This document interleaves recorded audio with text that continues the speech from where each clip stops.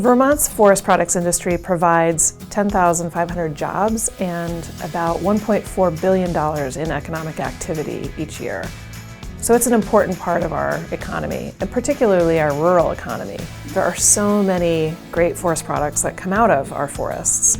Everything from wood for heat, wood chips for schools that get heated with wood. But then the higher quality saw logs are used to make wonderful tables or other types of furniture. Construction projects, anything from the 2x4s, all of the wood products that go into your house or other commercial buildings made of wood. So really the trees in our forest provide so many different kinds of products that we use in our everyday lives.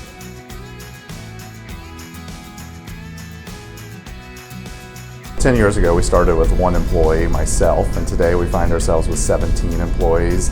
So there is the job growth, and we're growing year over year and adding jobs. And in addition to our own labor force, we're also impacting the labor force of our suppliers. So our reach expands beyond our own walls and into our supplier network.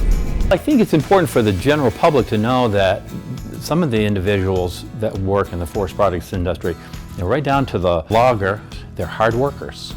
They always have been, they always will be. It's a quality workforce out there. I think there are a lot of young people that want to stay in Vermont and work in Vermont in the wood products industry. From wood turners to furniture makers and luthiers. There's a lot of young people that can do well. They're pretty creative.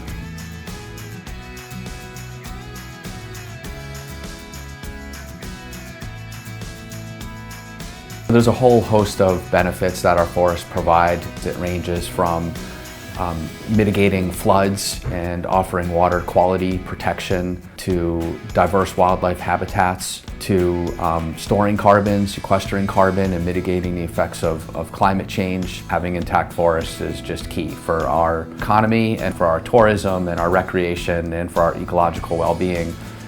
Forest products industry fits into that because we have a history here in Vermont and a cultural appreciation for a working landscape.